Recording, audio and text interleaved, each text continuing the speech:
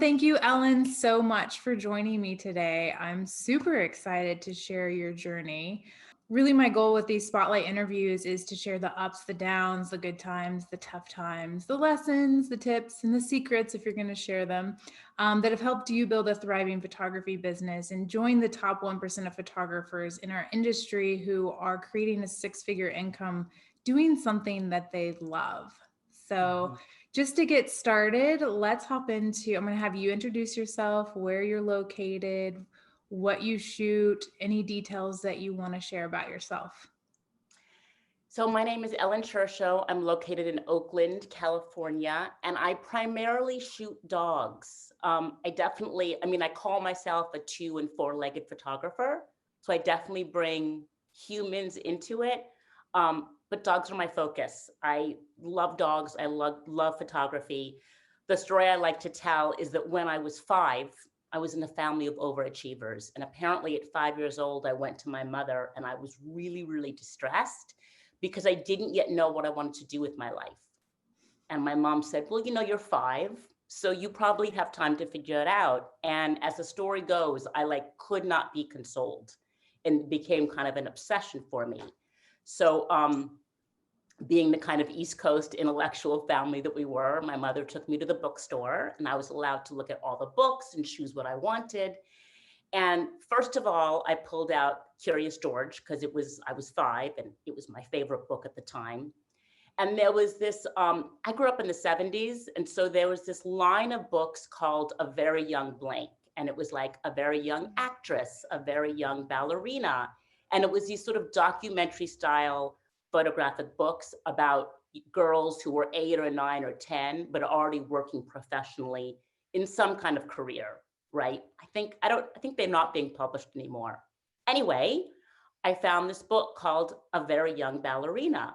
And so I don't remember this, but as I hear the story, I had like Curious George in one hand, and I had this sort of photographic documentary book about an 8-year-old ballerina who plays Clara in the Nutcracker in the other hand. And I said to my mom, okay, I'm going to be a veterinarian and a photographer. Done. Like, decision made. So, the world moves on. I forget about this point. I do always love photography. I got my first camera when I was 8. I remember the feeling of having it in my hands and using it. It was always what I wanted to do with my life. I went to undergraduate for photography. I have my graduate degree in photography. And I really had set it out to be a conceptual artist and make more sort of work more in the fine art world of photography. So I spent many, many years with these kind of horrible admin jobs, and I worked for various museums. I worked in a lot of galleries. I finally got should have been a really great job working in the public art department for the city of San Francisco. And I was utterly miserable. I mean, I hated my life. I was unhappy. I was doing this admin stuff at work, running home at night, trying to do photography. Finally had to have a sit down with myself and be like, I can't live a miserable life. I have to find a way to love what I do. And I thought a lot about photography. I had forgotten about the vet piece at this point. And I finally kind of came to the decision that it was more important that I get to use a camera and photograph than what I photographed. Because I am just the ultimate photo nerd. I love everything about photography. I love photographing. I love editing. I love looking at pictures. I love talking at pictures. I literally, one of my favorite nights is to sit around and get drunk and read John Zarkowski. I'm really a nerd in a very intense way. So I made this decision that I was going to quit my job. Even if I couldn't make the kind of conceptual photography that I thought I wanted to make, it was going to be okay. So I quit my job, and everyone that I knew that was making money was doing weddings. So I tried to do weddings, and it was like a total disaster. I'm so bad at photographing weddings. It's not normal. So then I thought, well, I like to eat. Maybe I could do food photography. Again, worst disaster, more money wasted, more bad photographs. I mean, it was unbelievable how bad I was doing at making my dreams come true. And But then learning, but learning along the way. Learning along the way. Yeah, Although it didn't feel like learning at the time, it just felt like poverty. that makes sense. So then one day I have a friend come over. She has her dog with her, and I love dogs, right? So I'm in my studio, which is a back room in my home. I was still working out in my home at this point because I didn't have any money. And I was photographing her dog, and something just clicked. And I looked at my friend, and she looked at me, and both of us kind of in unison were like, "Oh my God, this is it. Like, this is what I need to be doing." And I immediately called my mother, and she was like, "Oh yeah, I knew that, because when you were 5, you wanted to be a veterinarian or photographer." You could have saved me like 15 years and a lot of credit card debt had you told me that many years ago.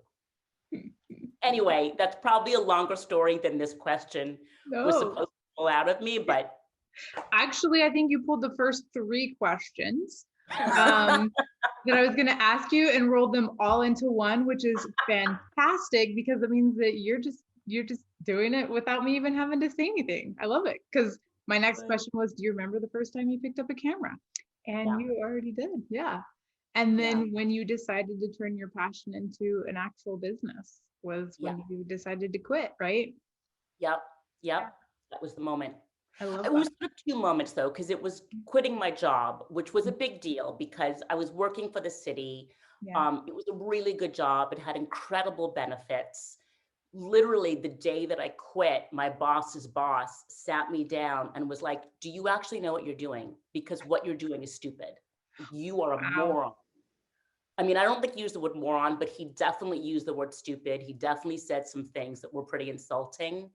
That was sort of like, obviously, you're just really young and really naive, and you have no idea what you're giving up, and you're making a horrible mistake. And Wow. he wasn't the only one that said this.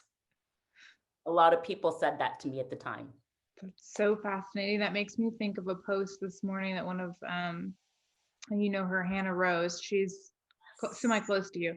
She posted today a post about how that everybody congratulates you when you go to college and get like hundreds of thousands of dollars in debt. They congratulate you when you spend $5,000 to $50,000 on your wedding day.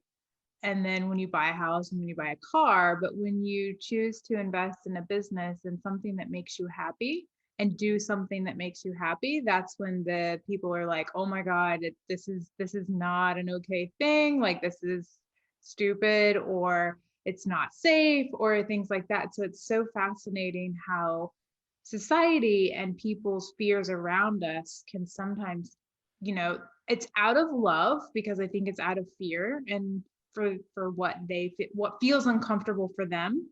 Sure, But I sure. love that you knew enough to be like, nope, this is it for me. Like this is Mhm, what I want to do and I'm gonna do it. mhm. And interestingly enough, I responded to that post Mhm. because I bought my house last year, which put me like almost $500,000 in debt, right? Because I'm in the Bay Area, so homes cost a lot of money.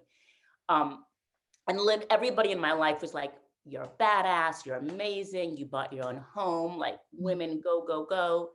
And now, as you know, Law, I am rehabbing, or I'm doing a build out on this amazing new studio space. And I've probably spent, as of today, I mean, I do have a budget, so I can tell you exactly how much I've spent, about $11,000. And I have about 4 or 5,000 more to go. I'm not even taking a loan out. This is all just sort of my own money that I've saved. And I've had a ton of people who are like, you sure you should be doing that? That's a real risk, Ellen. And I'm like, well, I'm not going into debt. Like I'm going through some savings, sure. But you're the same people that when I went $500,000 in debt, thought I was badass. Yeah. 500,000, 15,000. Well, I don't understand what's happening here. Yeah, like I think this is a great point to bring up and talk about because this is something that photographers like and business owners, people who even just are starting a business like face, right? It's a very common thing. And I think it's good to talk about it because it's not always talked about. Mhm. And to know that you're not the only one that faces this, and that there are going to be those people, and you can let them dictate your destiny, if you will, or you can choose to follow your heart and do what you know is right. But yeah, it's very interesting to see, right? It That's is. And I think it's a gender thing too. I mean, I'm not saying it doesn't happen to men, but I mm, really feel like it happens to women mm, more. I think with men, there's more this sense of like, he's a risk taker. And mm, with women, it's more like, oh, God, something bad might happen. mm, Well, yeah, you're right. That's yeah, literally the definition of a risk. Something bad might happen. yeah. I What? think that would be interesting to see, because I was thinking it's almost like the guy though that was your boss's boss is one that was anti-risk. Mm-hmm. Um, so he's kind of having that. But would it have been different if you had been a male? That would have been interesting to see Yeah. what his And it's response was.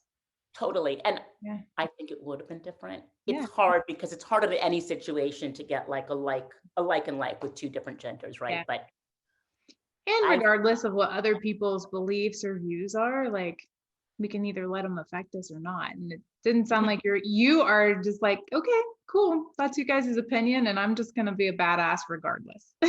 I mean, by then I had made my choice, Yeah, By then I was like, I've decided it's happening. So, oh well, yeah. I'll have to Okay, figure it out. yeah. So tell me then, you and your friend looked at each other, you're like, this is it. What happened next? To be honest, it was a mix. Mhm, It was definitely like right out the gate, I was definitely more successful than I had been with the weddings or the food, in mhm, that like I was making a little bit of money, right? I was mhm, doing okay. Um, when I compare where I am now to where I was then, it's night and day. I mean, I think I do remember, because I remember numbers pretty well. After working with the dogs for, I want to say, 4 or 5 years, my very best month was one December when I made $10,000. And I thought that that was just like unbelievable. Like I couldn't believe that I had made that much money in a month. mhm, Now my best month was $24,000. And when I made the 10, it was my best of the month by like 50%. Like in mhm, the other months, I made about $5,000. Now 20,000 is about my average. And I have some months where, yeah, I make a little less, but I also have some months where I make a little bit more. mhm, Now, 2020 was a very unusual year because of shelter in place. I did have some months where I made zero, mhm, but I still I cracked how much I made last year. And there were 4 solid months, because I'm in California where we're pretty conservative, mhm, when I couldn't photograph at all. It was completely off it wasn't even an option for me to photograph. So that's a really big difference. And really, for me, the photography itself wasn't the problem. That was easy for me because, again, I've been photographing since I was 8. I had this graduate degree. I already had most of the equipment that was already in place. mhm, What my real struggle was that I had been to art school for mhm, conceptual work. mhm, So, it's almost the opposite. Like there was mhm, almost, and I was in art school in the 90s where the economy was doing okay. So there was almost this whispered sense at that point. I think it's a little bit different now, but almost a whispered sense at that point where if you were making money off your art, maybe you weren't a real artist. Like you mhm, kind of had to starve to find like real artistic inspiration. So I had to completely flip my mindset, right? Like flip it on its head. I remember when I first began working, and I had a good friend who put me together with an amazing dog rescue called Muttville. And I volunteered for them twice a month, and it was really wonderful. But the marketer, after about 2 months of working for Muttville, the marketer called me up and said, "Why are you not putting your logo on your photographs?" And I mhm. was like, "Well, I don't know. I don't want to do that. Like, I'm trying to help the dogs, and that seems really icky." And she was like, "Do you want to make a living or not? Like, is this your hobby or is this your job?" I mean, she was actually kind of mean about it, if I'm being honest, but loving. And I was like, oh no, this is my job. I want to make money. And she was like, okay, then get your logo on your pictures. And she hung up. Boom. So it was all these, I mean, it's one moment, but I repeated that thought through many parts of the business. And it probably took me 2 years, just even working on my mindset to be like, okay, it's not evil to put my logo on pictures. That's actually a really good thing. Now I'm on the other side of that. But that was hard, and that really made it hard for me to make money for a long time. And even though I had done this brave thing where I had quit my job and people had told me that I was stupid and I had sort of laughed in their face, I still had a lot of fears about putting money into my business. So I wasn't putting money into marketing, and I wasn't putting money into like hiring mentors or taking, good workshops that would teach me some of these skills. So that really put me behind as well. Yeah. Now I've learned to do a lot of that. And so it's incredibly helpful. And frankly, even though I say that I feel like the photography, I had it down, I look back at the photographs I did then and I'm like, oh, I'm a little better now. I've improved. Yeah, you evolved. Yeah, I think we all do that, and we look back and we're like, wow, yeah, there's definitely, you grow. And I think you do that. You grow through practice. The more you shoot, the more you learn, and the more you like can come into your own, and you just learn and craft and improve your skills and crafts. So yeah. Totally. But I also think you become more confident. Like, I think that a lot of my problems in the beginning was that, in a sense, I was imitating what I saw that was already out there. Mm. And because I have a good technical skill, I could imitate it pretty well. But I wasn't really like, I mean, it sounds so trite to say finding my voice, but it was finding my voice. Mm. And I also think that I see a lot of photographers sort of following trends. And I think that's a really dangerous road to go down. Because first of all, I think it's important to do what's true to who you are and not what's true to the current trend. But also, people are going to hire you for your style, right? And if you keep just changing your style based on what's trendy in the design world or the photography world, no one's going to really know who they're hiring. And one thing that I had to learn really early on was like, I thought that I had to keep reinventing what I was doing. And really, if someone's going to hire you, they kind of want to have a little bit of a sense of what something is going to look like. It's not a grab bag, right? Well, I think you bring up some really awesome points I'd like to just like go over a little bit more. And one of them is like, you said finding your voice. And this is interesting because you were the second person that has said this. I actually had an interview before you, and she said the exact same thing. But I think what's interesting is I'm also somewhat, when I learn, I'm somewhat of an emulator until I get confidence. And I think you said being confident in yourself, but also finding your voice. And I think those two actually go synonymously together. I totally I agree with you. think you want to do photography, but you aren't confident yet. You copy, you emulate. But once you gain the confidence in yourself, that's when, and that comes through practice and self-development, really, to be honest with you, and mindset. But that's when you find your voice, when you find the thing that speaks to you, that also, that you can give to the world. Now, what's interesting is sometimes people feel like they have found their voice and they're trying to sell it, but there's not a market that's big enough that will actually pay for it to hit the financial goals. So there's also, interestingly enough, maybe that. Now, I'm going to be the first person to say that anything's possible. So you stick around and fight for it long enough, then you might create a market. But I think that could be something too. Someone would be like, well, I'm selling what I love and what I feel like is my voice, but nobody's buying it.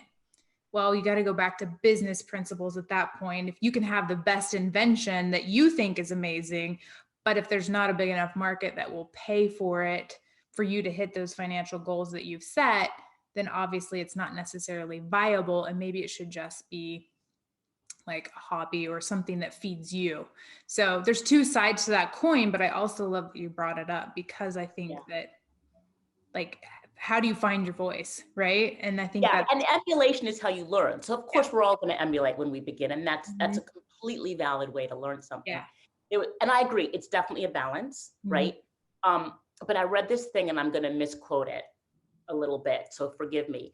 But the producer or the writer, I think, of The Queen's Gambit, which was this incredible show on Netflix, which has had something like 65 million viewers or some insane number. He was interviewed on the BBC, and he said that he shopped that around for 30 years, and it went through 9 rewrites. And everybody said to him, nobody's going to watch a show about chess. It's boring.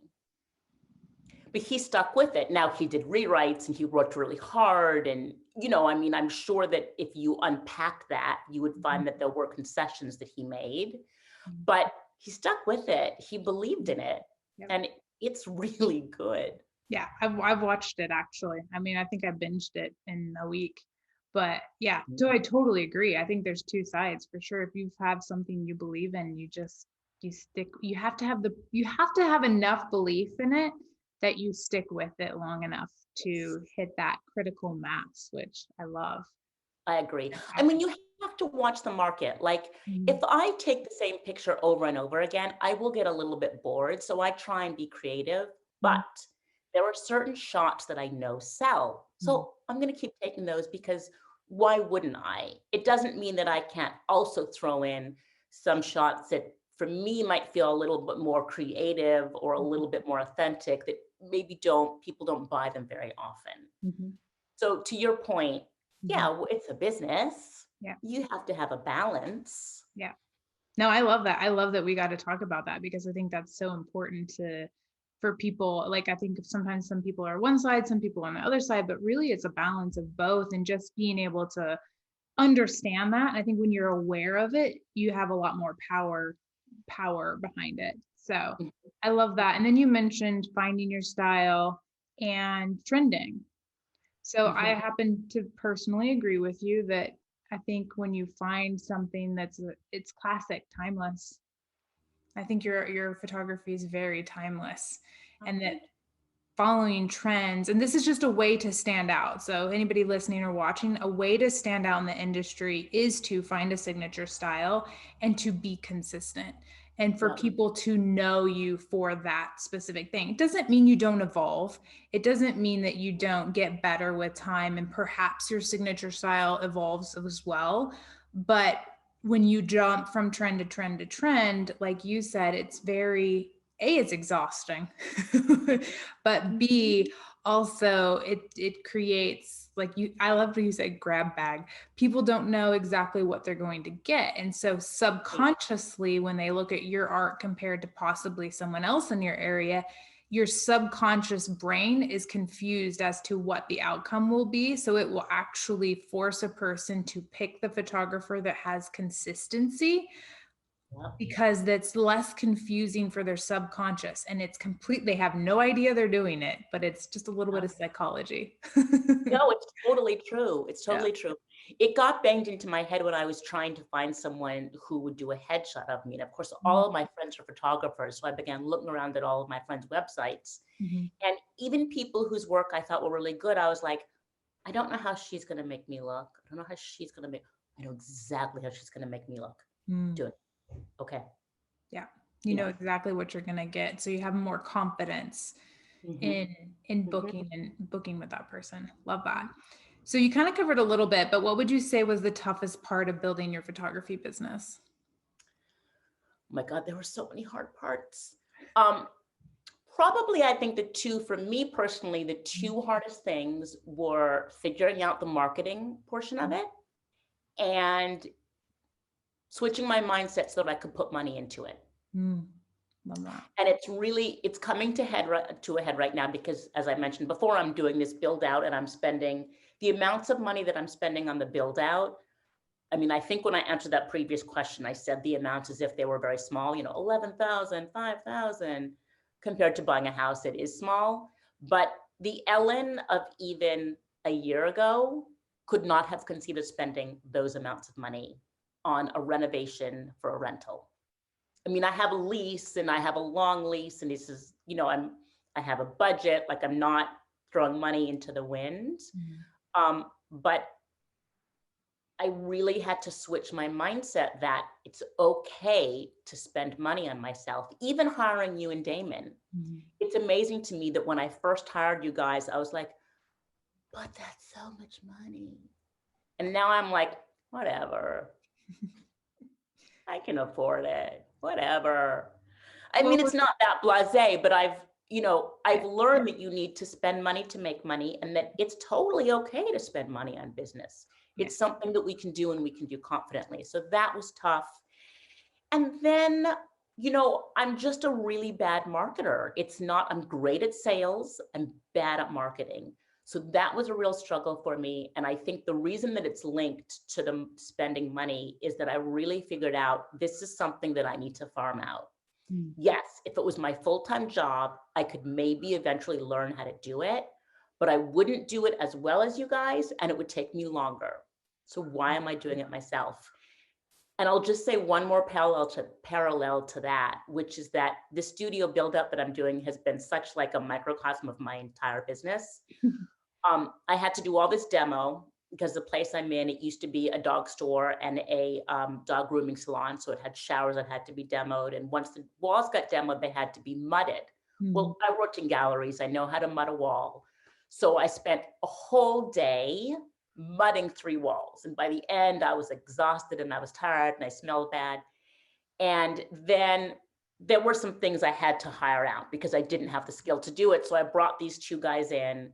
One of them looked at the walls that I had mudded. And when I went to lunch, he re-mudded them. So this work that had taken me 8 hours took him about 45 minutes, and it was done 100% better than what I did. And it was like, oh, I'm still learning. I'm still learning to farm things out. And in fact, even when I had these guys, the very first day, the guy who's in charge of the 2 of them was like, so you should leave so we can just get our work done. And I like wouldn't leave. I was like walking around and like watching what they were doing and like trying to like do some mudding myself. And it was just a disaster. And I kept slowing them down. And finally, at the end of the day, I was like, oh my God, I've made that owner's mistake where I'm looking over people's shoulders and I'm slowing them down and I'm paying them money. Why am I here wasting my time? I should be, out getting leads, and I should be ordering artwork for this new space, and I should be calling PG&E and doing one of the 10,000 things that aren't construction related that you have to do for a new space. Yeah. Just like the marketing problem is the same thing. Yeah. I love that. So, learning to get out of my own way, I suppose. I'll throw that into the pile as a hard lesson to learn that apparently I'm still learning. I think, but now I'm getting it in one day, not 6 months. yeah, I mean, that's good. Yeah. I was gonna say we always are always learning. I think that's the thing is people think that you reach a point at which you're like, you have arrived. And I'm like, nope, you just hit one peak and then you see the next peak. And life is just a journey of constantly learning. Yeah. That's so true.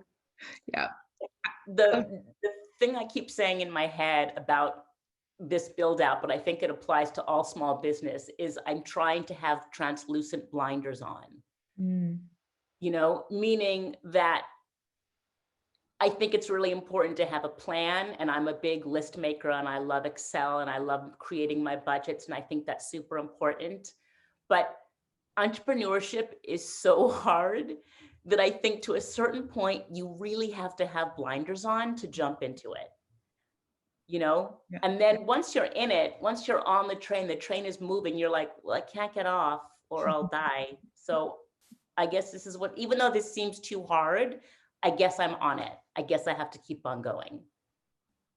Yeah. I just wanted to hop back to where you said $11,000, even $15,000 investing in your studio. And that seems scary and risky.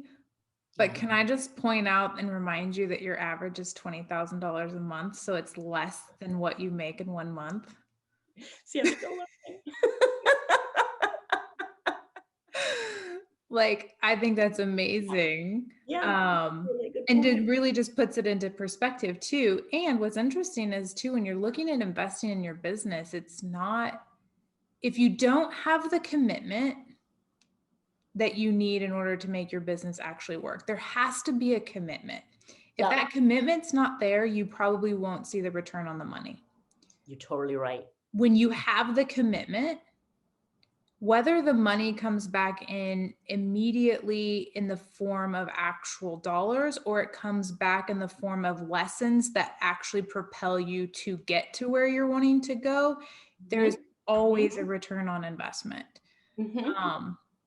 So, I mean, with you at already making $20,000 a month on average, you're putting $15,000 into an expanded new, your own studio versus studio share. Like, Yeah, I imagine that you're gonna see like 1,000% return in the mhm, next year or two. Like mhm, hands down, I have no doubt whatsoever.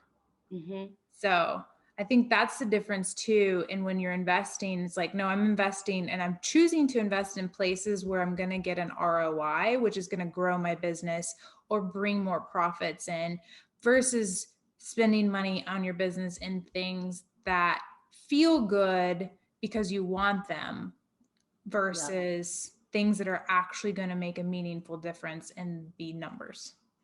I completely agree with that. And that, again, I keep using this build out as a sort of a parallel for business, Mhm. but it is, Mhm.